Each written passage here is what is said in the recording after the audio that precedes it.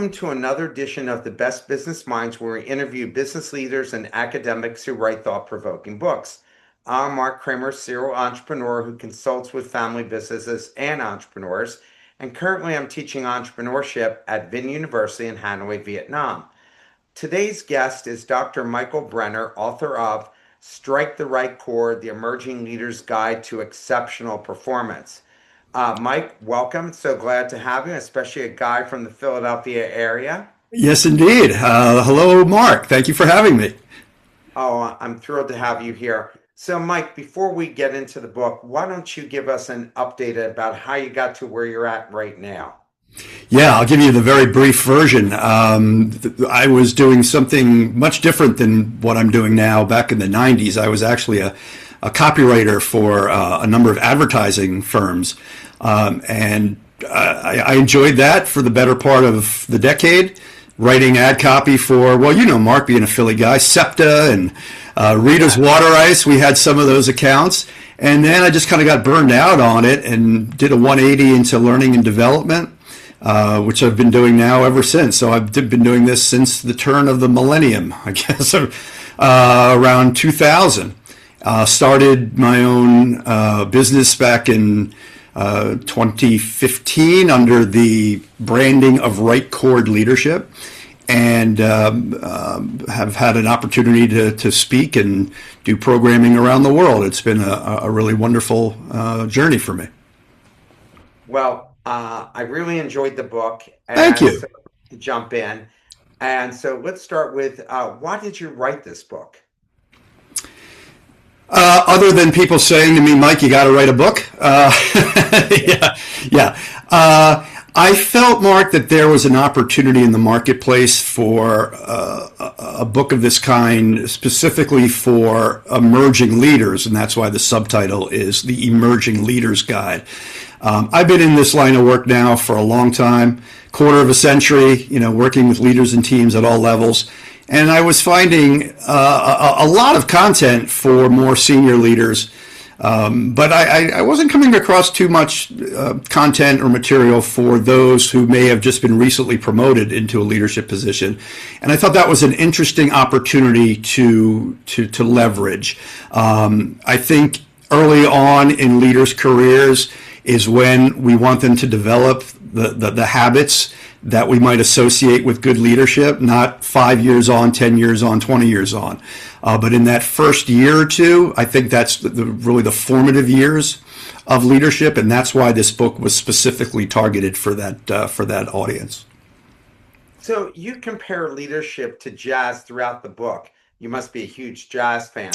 Why do you think music is such a powerful metaphor for leadership? Yeah, so I've been playing music since I was a kid, 8 or 9 years old. My first instrument was a clarinet, and then I transitioned to saxophone. I can tell you practically the date and time where that happened, because my band leader put on some jazz music when I was in 7th grade, and I'd never heard jazz before. I grew up in a classical music household, which I still love, but hearing jazz, and it was a Miles Davis recording, completely just blew my little teenage mind. And not only because of the art form itself as largely improvisational and making it up as they went along, as the instrumentalists went along, but also jazz more generally as an art form that I think reflects the very best in us, in terms of allowing for creative expression, allowing space for people to listen and play off one another, an art form which by definition requires us to step into the spotlight to play a solo and then step back out of the spotlight and allow somebody else to enter the spotlight. So I began seeing all of these connections, yes, between music and leadership, but specifically between jazz and leadership and organizational life. And that's why when people say, use classical music, which I definitely see parallels. I see parallels with sports, certainly. But for me as a jazz musician, the ultimate metaphor, if you will, is how jazz ensembles play. with one another. And I think that mirrors organizational life to a T. What's the instrument again you play? Oh, I play saxophone primarily. Ah, great. Yeah. Saxophone. What have you learned about from being a saxophone player? What has that taught you? Ooh, where do I even start? First and foremost, as a jazz saxophone player, it's taught me that it's important to find the space between individual expression and collaborative end product. In other words, in jazz, it's a constant dance between the individual as a soloist and expressing him or herself in that moment, but also never forgetting that the individual soloist is also part of a larger collective that is trying to create something or express something together. So it's in that dynamic tension, I think, between individual creativity and collaboration where I think the best jazz lives. And so I try to take that lesson with me into organizations and ask clients, like, where is that space for you? Allowing enough space in the culture for people to express themselves, to find their own way, to do the work as they see fit, but also remembering that this is a team sport, right? And that individual voices have to find their place within the whole. And that is challenging. How do you find that balance? So I find that a lot of my work is around that. Not to mention just the pure art of listening. Jazz musicians will tell you, if you're not listening, you're probably not going to be a very good jazz musician, because you're constantly adapting and flexing to what's going on around you. The music is emerging organically in real time. There's no sheet music. We're creating this in the moment spontaneously. And so we have to be listening and adjusting all the time to what's going on around us. And I find that is especially true in the workforce as well, in organizations, right? Things are not static. Things are constantly evolving, constantly changing. And if we're not listening, then, we're not going to get the kind of results that ultimately we're looking for. And jazz musicians are known to be the most creative musicians, and ones that can play off of each other, don't require much structure, correct? Yes. So it's a bit of a misnomer that, oh, you're a jazz musician, you just play whatever the heck you want to play. That's not necessarily true. There are song structures, there are chord structures that are sort of act as the guide rails of the song you're playing, right? And otherwise it would just be cacophony. So there's certain melodic and harmonic and chordal structures that need to be adhered to if the song you're playing is going to be recognizable. But within that structure is almost limitless freedom when it comes to soloing. And so I think, to your point, jazz musicians are very keen listeners.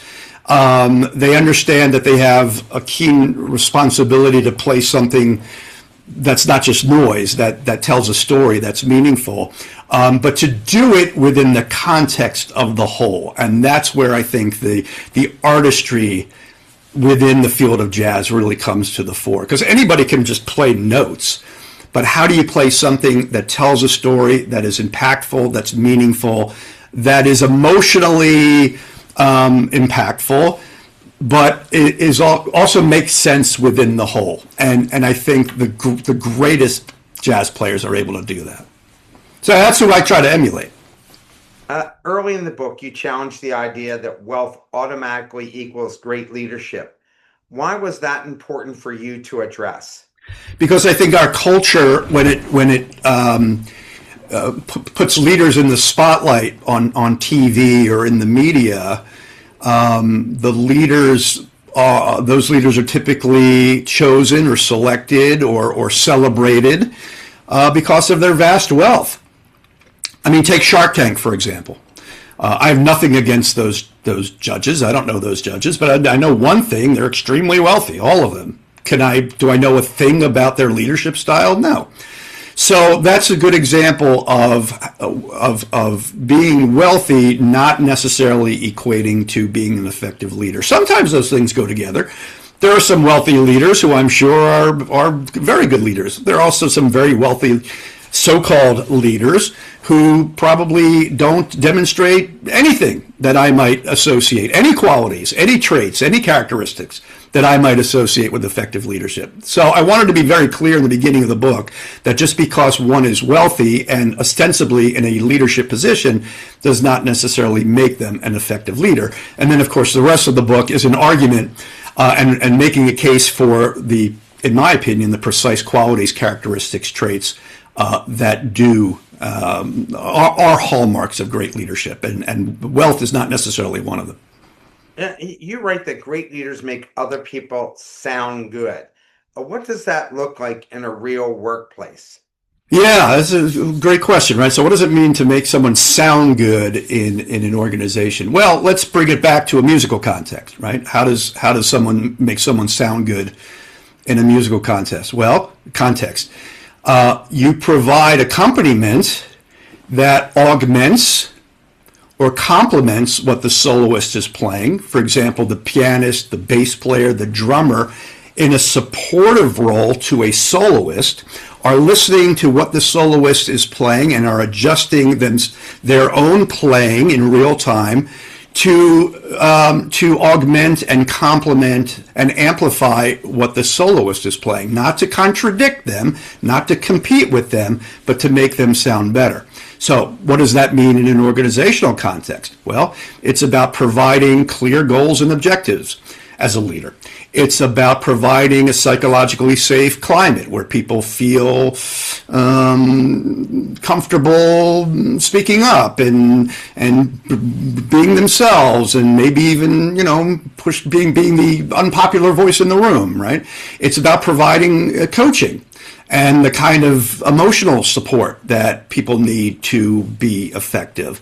It's about giving your team the credit for successes and not just adopting the successes yourself because you're the leader. So leaders helping people sound good, there's a lot of different dimensions to it, but it's ultimately about being the kind of leader that sets your people up for success and gives them the spotlight that they have earned, as opposed to grabbing it for yourself. That's been a hallmark of the best leaders that I've had a chance to work with and talk to.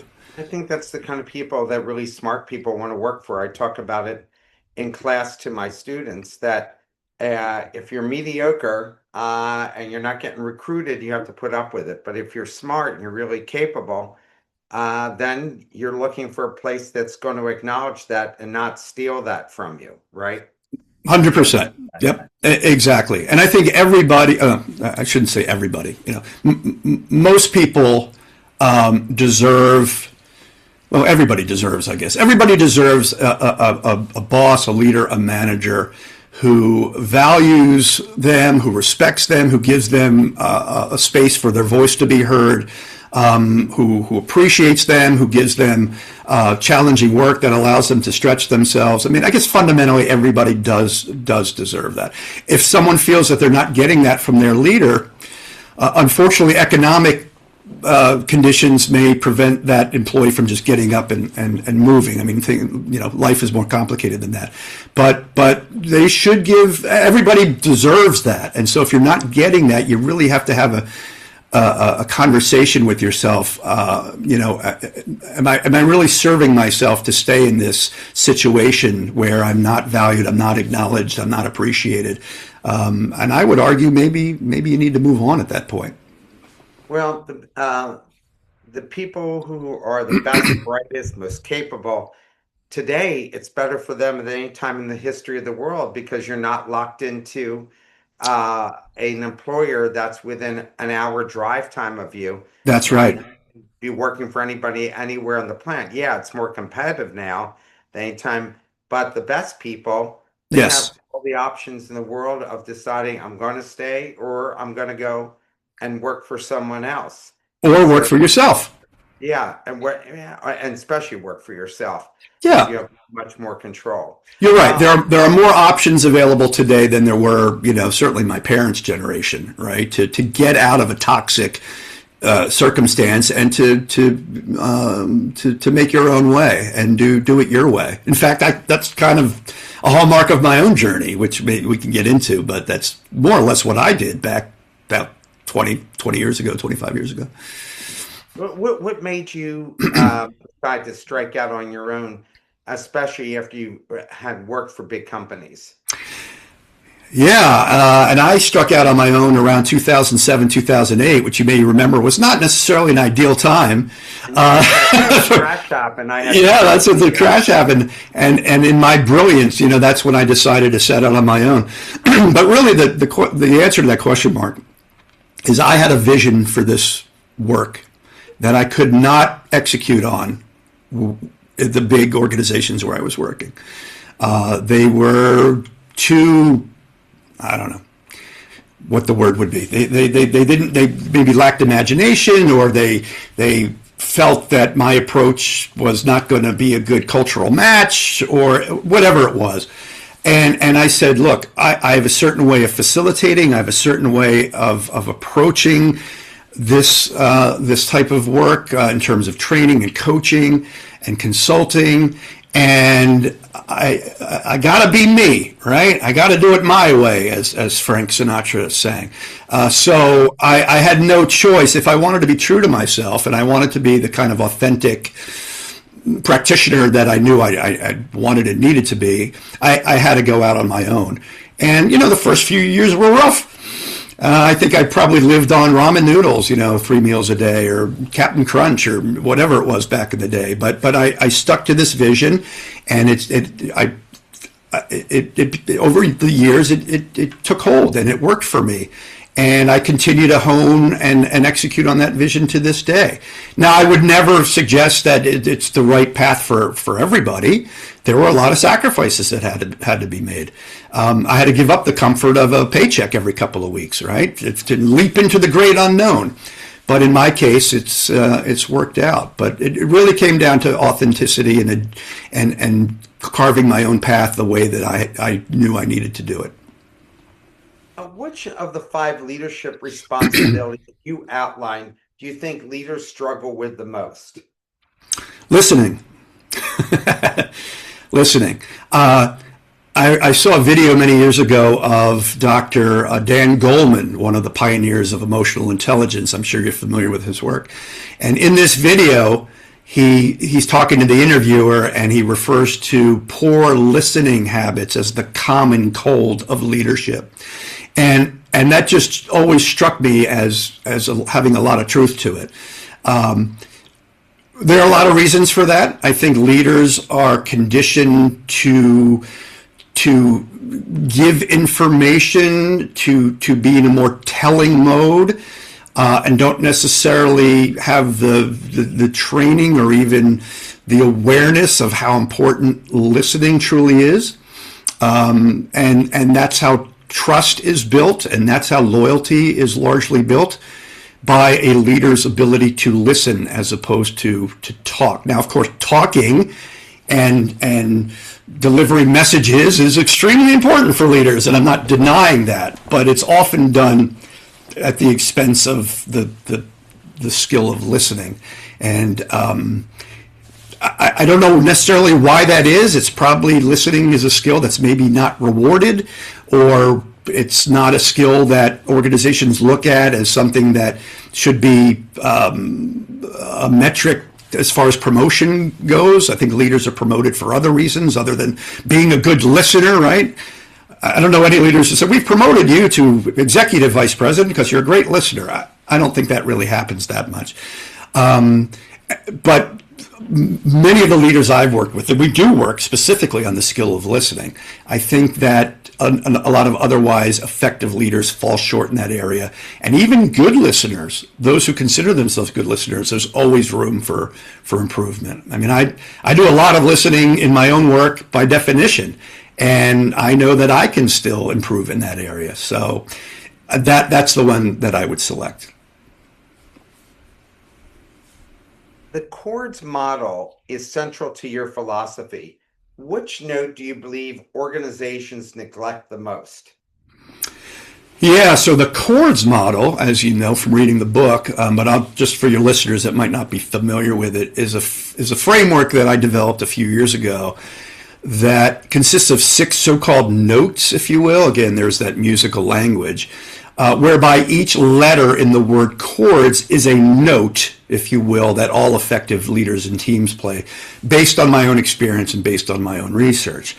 So C is for communication, H is for harmony. So that's how do you get people with different temperaments and different personalities and different sensibilities playing nicely together, if you will, in harmony. That's the H. O is for ownership, which is about accountability and cultivating a culture where people aren't forced to be accountable, but rather want to be accountable. That's O, for ownership / accountability. R is for respect. D is for direction. So establishing a bold, audacious objective for your team that gets people fired up and inspired to come to work and be part of something meaningful. And then the S is for support, providing the coaching, the tools, the resources, the emotional nourishment that people need to do their best work. And speaking of support, to your question, Mark, I think that's the one where that provides the greatest opportunity, because I think that a lot of organizations say we put our people first, right? Our people are our most important asset, and that's debatable, right? That rarely ever happens. Yeah, I mean there are some organizations. I think I certainly have some clients for whom that is quite evident. Unfortunately, more often than not, that tends to be just sort of a like it's kind of a statement on a plaque somewhere, but it doesn't, there's no real substance behind it, and I think that's really really unfortunate, especially this day and age where chronic stress is off the charts and people are worried about their financial positions and are they going to have a job, and they're yearning for that support from their leadership, and when they don't get it, and I've talked to my own coaching clients who are not getting that kind of support that they really are yearning for from their leadership, and it's having a pretty significant impact on their on their psyche and on their engagement, and it's unfortunate for me to have to witness that, but that's one area that I think leaders should think about, ramping up their game a little bit and putting up their antenna and scanning their teams and see who might need a little bit of support today, and how can I find time in my schedule to provide that support, and what might that support look like, because everybody needs kind of a different type of support. And yes, it's about making the numbers and it's about, getting the product out the door. But if your people are just depressed and distressed and anxious, none of that really matters. Well, what's coaching like in 2026? What's the parts that you really enjoy the most, and what's the most challenging? I think the most challenging is what I just spoke about a moment ago, and that is the state of anxiety, the deep state of anxiety that so many of my coaching clients are finding themselves in today. It's almost existential in nature, and I've been coaching for a long time, and we talk about career transitions and moves and things that are happening during the workday, and how should the employee manage those things or handle those things. But it's only been relatively recently that we're really talking about pretty deep and profound existential issues around, what am I doing here? What's my purpose? How do I overcome this chronic state of dread that it's heavy stuff, and I am by no means a psychologist or psychiatrist and would never pretend to be, and I tell them that. I'm like, gee whiz, I'm not sure I have the answer to that, but I'm very upfront, I'm very honest, and I say, look, I have some ideas, I have some perspectives that I can share with you. Would you like to hear them? And so I always try to come from a place of honesty and candor, and help my coaching clients in some small way, maybe feel better about themselves or feel better about their circumstances, that it's not all as bleak as maybe they make it out to be. And that goes to the other part of your question, which is, which part do I enjoy the most? That's the part I enjoy the most, is having a coaching client go like, Mike, I never really thought about it that way, or I really appreciate this conversation. You've given me a new way to think about this. That's always very gratifying. And I'm a practitioner who's basically in a helping field, right? Helping people, leaders, teams, managers, individual contributors operate at their best. And if I can help somebody get there in some small way, that's what it's all about for me. What are leaders worrying about the most now? AI. I'm not an AI expert, but I've had to learn a lot about AI just to keep up on what's going on out there in the world, and how AI is going to impact organizations, and more specifically, the kinds of clients that I work with in HR and in learning and development and in anything having to do with the human side of business. I mean, AI is already here. We keep saying it's coming, but AI, people who are much more experienced with AI, much more knowledgeable about AI, tell me it's already here. And we're trying to figure it out. Leaders are trying to figure it out. What does this mean? I hear a lot about AI, and from employees as well. How's this going to impact my job? I hear some experts say it's going to create more jobs than you could possibly imagine. And I hear other experts say it's going to eliminate more jobs than we could possibly imagine. It's like, what's the truth? I don't know. We're still trying to make sense of it. And leaders are trying to find their way, and how's it going to impact their work and their people and their business and all of that. So that's what I would say is number one. I mean, number two, I think, is the ongoing war, and I hate that term, but it's the ongoing war for talent. As we said earlier in the conversation, I think good people have a lot of options. So how do you attract and how do you retain talent? Good talent in 2026 looks a lot different than it did when I was a younger man.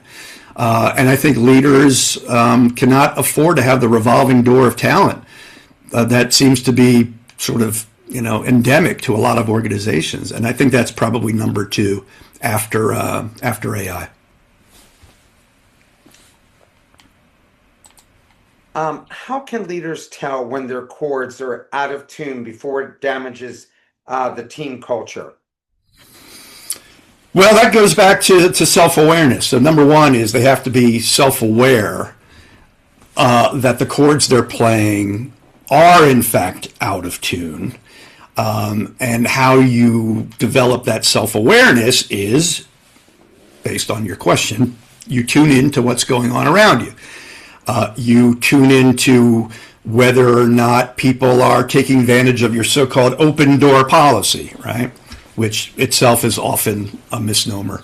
Are people willing to come to you with the bad news as well as the good news? Do people trust you to do the right thing by them, in terms of where they don't have to second guess your agenda every day, but they want to follow you because they trust you.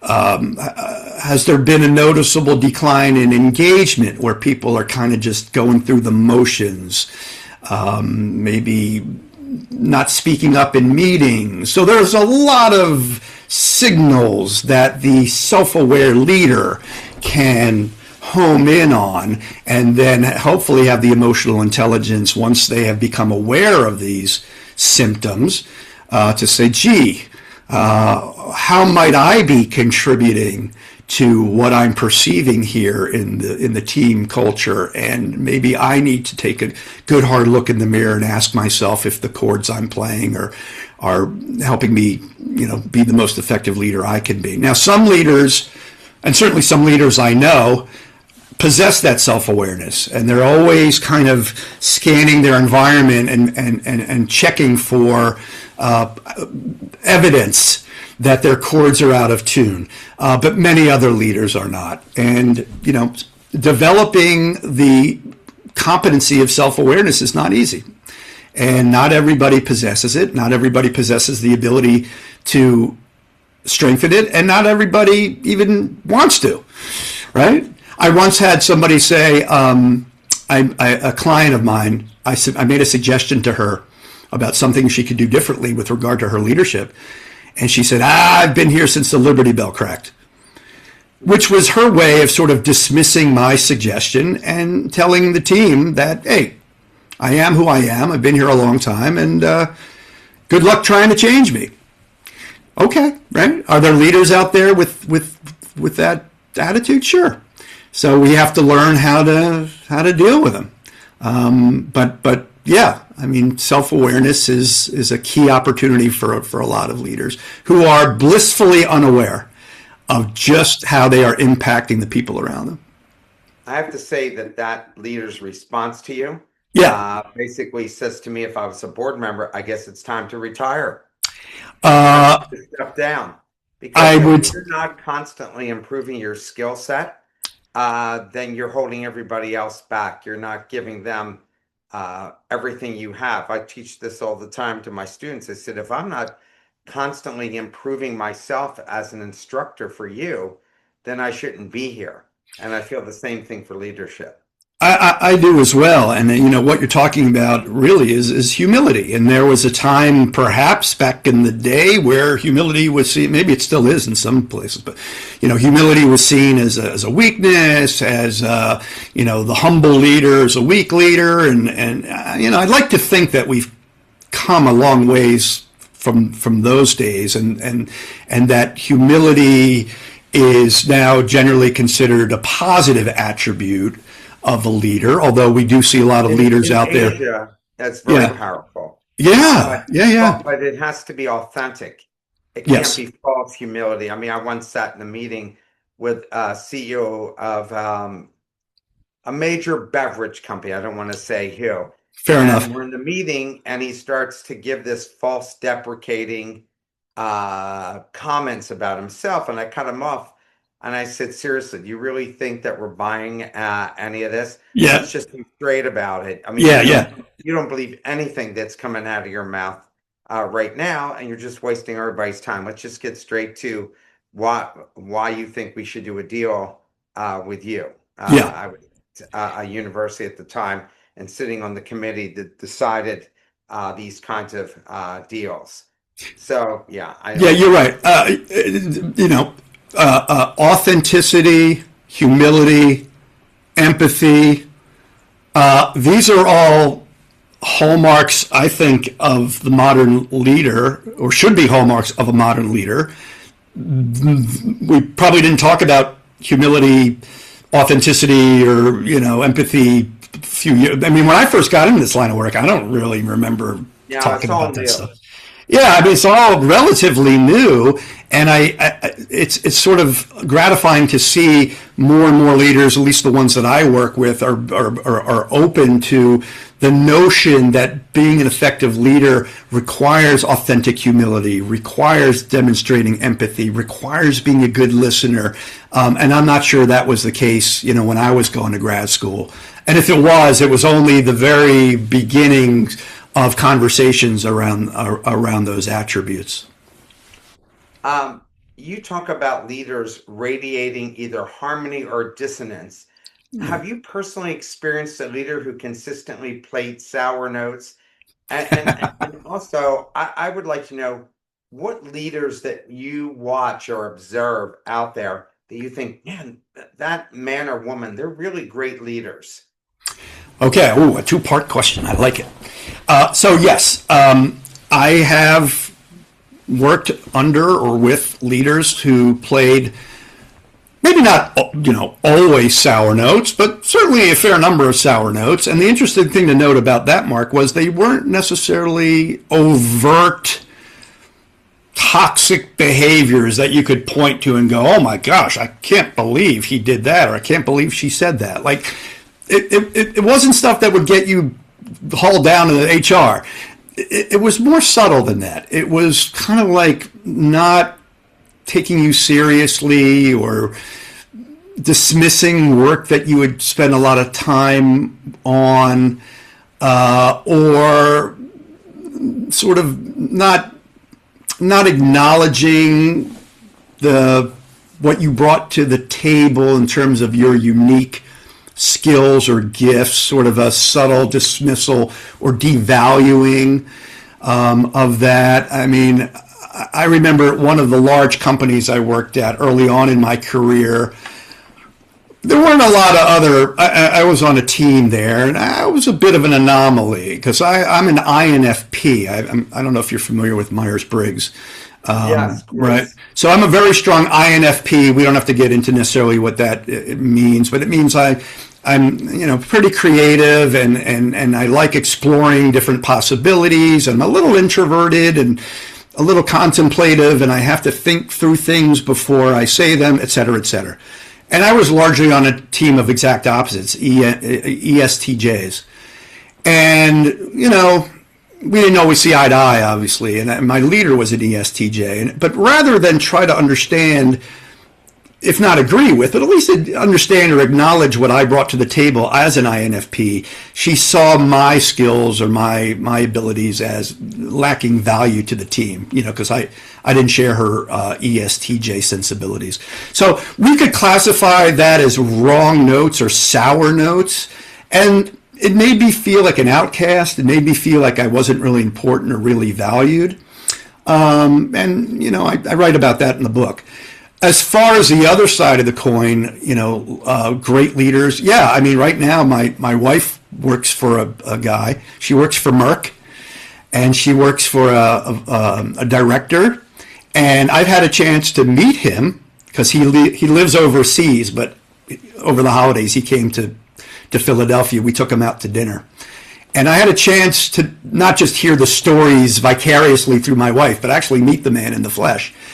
And I asked him some questions about his leadership style and about his leadership journey. And I was so impressed and so blown away by this guy who just had an innate understanding of what it takes to be an effective leader in terms of being all the things we just talked about, granting his team, flexibility and being open to new ideas and to looking at mistakes as opportunities to learn. And just I was like, check this guy. And I told him to his face. I said, you got it. As someone that's been studying leadership for 26 years, I can tell you understand what it takes. And there's no magic formula. There's no secret recipe. It's just, great leadership starts with being a good person and then kind of builds from there, And this guy was the embodiment of great leadership. And there are others, but he's the one that stands out to me. One of your strongest ideas is that people permit leaders to lead. How should that reshape the way managers think about authority? Yeah. So the idea of me as an employee permitting my leader to lead me may seem a little unorthodox to your listeners. And it is. Because we don't literally say to our leaders, I'm granting you permission to lead me, right? It's not that kind of literal granting of permission. The permission I'm referring to in that sentiment is a little more subtle. So how do employees grant their leaders permission to be led by them? Well, by the amount of trust that they put in that leader, by the level of engagement that they demonstrate in executing the work. Are they demonstrating discretionary effort, going above and beyond what's really required, or are they just doing the minimum not to get fired? Right? That's sort of a sign that I'm giving you permission to lead me, and that I feel good about giving you permission to lead me because I'm giving 110%, not just the minimum. Granting a leader permission to lead can also look like I don't really ask necessarily why we're doing something. I believe in your vision for the team. You've articulated it. I'm on board with it, and and let's go and let's rock and roll. Let's do this, right? So it's less of a literal asking of permission and more of a subtle granting of permission through my behavior and the way that I show up at work every day, engaged, excited, wanting to be part of it, or just kind of doing the minimum. And that's I've seen that play out in my own experience. I've seen employees granting permission in terms of the seriousness and the vitality and the energy with which they do their work, and I see them sort of not granting permission by just going through the motions and not really doing the work with any sense of passion or enthusiasm, right? So it's a subtle distinction, but it's very evident when you've been kind of doing it as long as I've been doing it. I've been talking to my students, I'm teaching Introduction to Management, about allowing leaders to share their failure and not lose their confidence in them. Because I did actually poll my students. I said, what if you had a leader that made a mistake and they admitted the mistake? Half the class said that they would essentially applaud it. The other half said that they would lose confidence in the leader. And I said, how is a leader supposed to lead if they can't admit when they're wrong? Yes. Or that they've made a mistake? That can only lead to bad consequences or bad outcomes. Sure. For everybody. And I was really surprised at that answer, but I guess I shouldn't, because people look, if a leader makes a mistake and it costs the company a lot of money, even though they thought everything out, oh, we need to fire him. He made a mistake. Coach loses 10 games in a row, even though the players might be playing as hard as they can, and he might be getting the most out of the talent. We got to get rid of him. And so then people don't want to make mistakes. And future leaders say, look what happened to the man or woman in front of me who admitted they made a mistake. I'm never going to admit a mistake. Yeah, you're absolutely right, Mark. And I talk quite a bit in my workshops around psychological safety, which is creating a climate where people feel safe. That, for example, that they're not going to be humiliated or belittled or punished for, yes, making a mistake. I think the idea, to speak to the half of the class that would lose confidence in the leader, I mean, that's still a vestige, I think, of days gone by, where indeed the leader was supposed to have all the answers and never show signs of weakness or never admit, I don't know the answer, right? I mean, that's kind of the tradition, certainly from the first half of the century, and maybe into the 60s and 70s. And I think we're still wrestling with that, which is why half of your class said I'd lose confidence in that leader. Fortunately, the other half, I think it reflects a more contemporary take, and that is I would trust that leader more. I would want to work for a leader willing to admit their mistakes, right? So we're seeing sort of that decades-long tension between both perspectives. I'd like to think we're gradually, like next year it'll be more 60-40 in your class, and then it'll be 70-30. Yeah. You know what I mean? So the students who say like, oh, I would lose confidence in that leader, hopefully we start to see that percentage gradually go down and down and down. Because I firmly believe in exactly what you said. The leader who feels anxious or fearful to admit that they made a mistake is basically a leader who is going to be, ineffectual. I once saw a video, very wealthy, famous investment banker on Wall Street said that if everything's a success, then that's great, but you're not learning anything, right? So he said, as long as you can scratch the car, just don't total the car. So I like how he sort of packaged that, right? If you're not scratching the car on occasion, what are you doing, right? You're not getting better. You're not getting better. You're not taking risks. You're not exploring or experimenting with new ways of bringing value to your customer. You're basically maintaining the status quo. To me, that is not a hallmark of great companies. So yes, I think bottom line, it has to do with the culture. If the culture punishes mistakes and fires leaders that make mistakes, then that's one thing. Now, egregious mistakes that are the result of recklessness or stupidity, okay, that's a different kind of mistake. But I don't think that's the kind of mistake we're talking about. We're talking about mistakes that are made just because we're human beings. So you spend a significant amount of time discussing emotional intelligence, which is probably I think maybe the most important skill you would have. Sure. Along with listening. Why do you think EQ is still underestimated in many organizations, and they almost think it's a soft skill, and they don't like soft skills? They talk about embracing it and people have to get better at it, but at the end of the day, they still kind of make fun of it. Well, just in the use of the term soft skills is to me, and I don't like the term, and this has nothing to do with your use of it, Mark, because I hear it all the time, right? Right, and so soft implies easy. Believe me, the skills and competencies associated with emotional intelligence are certainly not easy, and often among the most difficult in a leader's repertoire.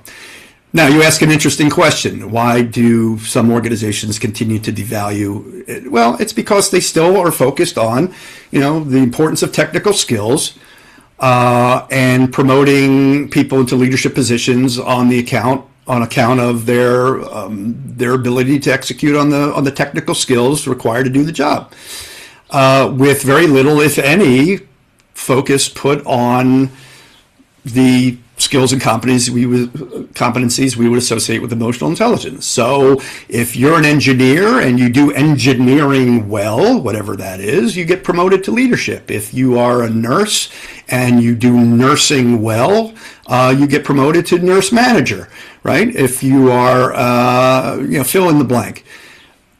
I would like to see more organizations, and some are considering or putting more weight on emotional intelligence as a consideration for promotion into leadership positions. Because once you have achieved that level of technical proficiency in your job, the research is, at least the research I've seen, is pretty clear that it's your emotional intelligence that really makes the difference between star performers and average performers. So we've made progress, I think, in the last 20, 25 years. I think a lot more organizations are recognizing the importance of emotional intelligence to a healthy, high-performance culture. And then I think there are some that are still, as you say, need to be dragged there, so to speak. But I think we're chipping away at it. Because now when I ask a room full of participants at a program that I'm conducting, how many of you are familiar with emotional intelligence? Practically all the hands go up.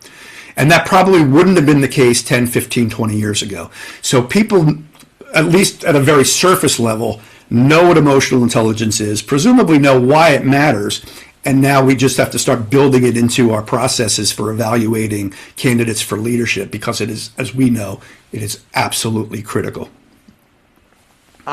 In your opinion, which dimension of emotional intelligence is hardest for leaders to develop?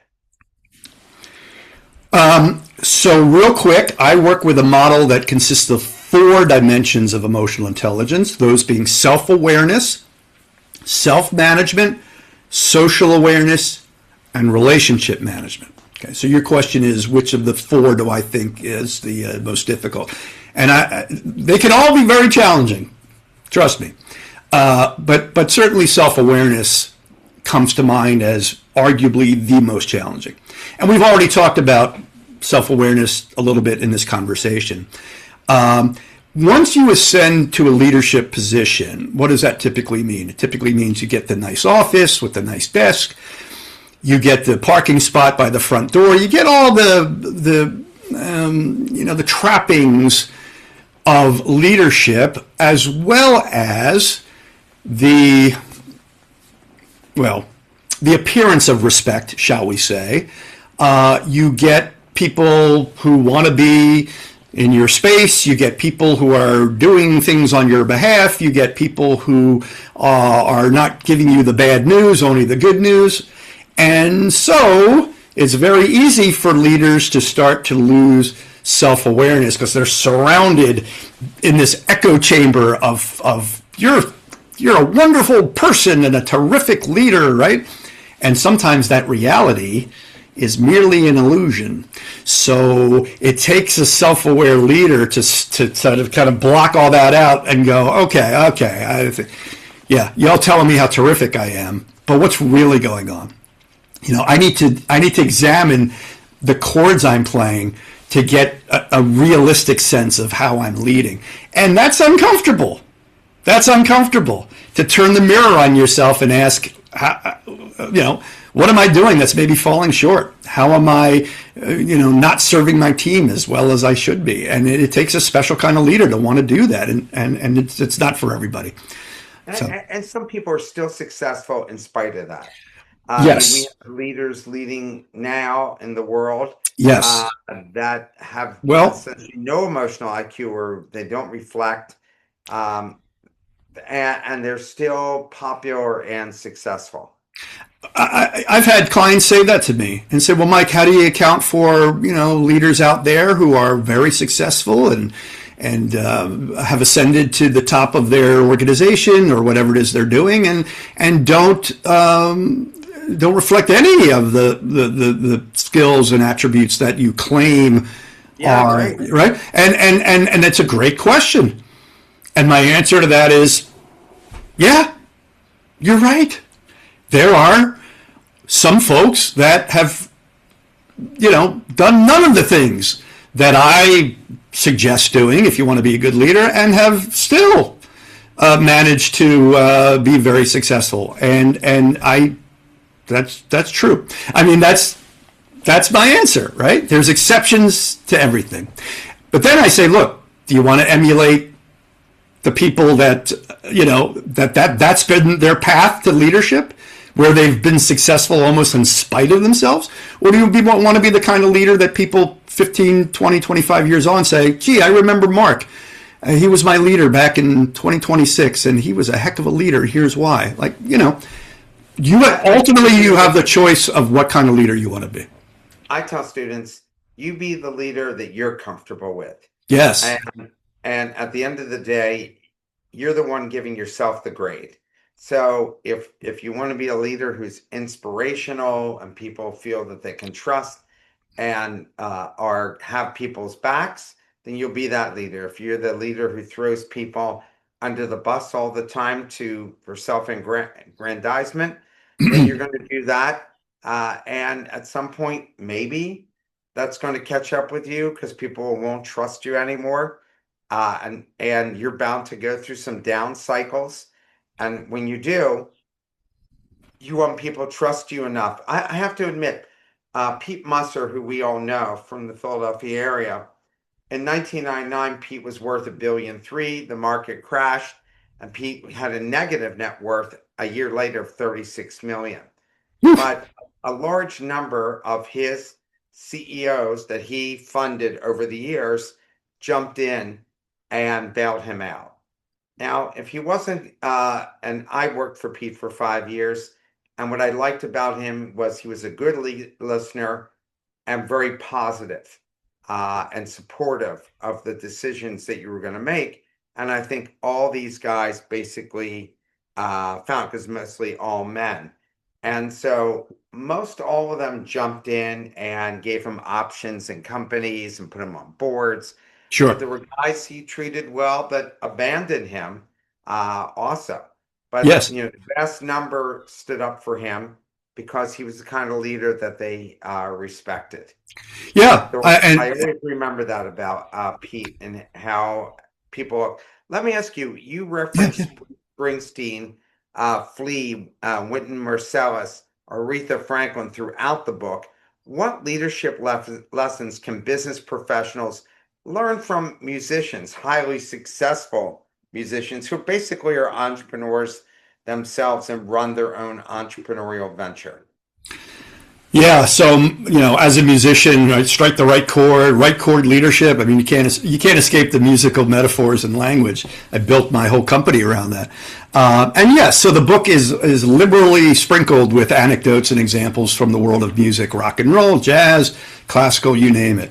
I mean, just the four you mentioned, right? Now, this has Yep. nothing to do with whether or not you like these artists, but I do think you can learn lessons from them, whether or not you specifically like their music or not. So, like Bruce Springsteen, right? I mean, The he boss.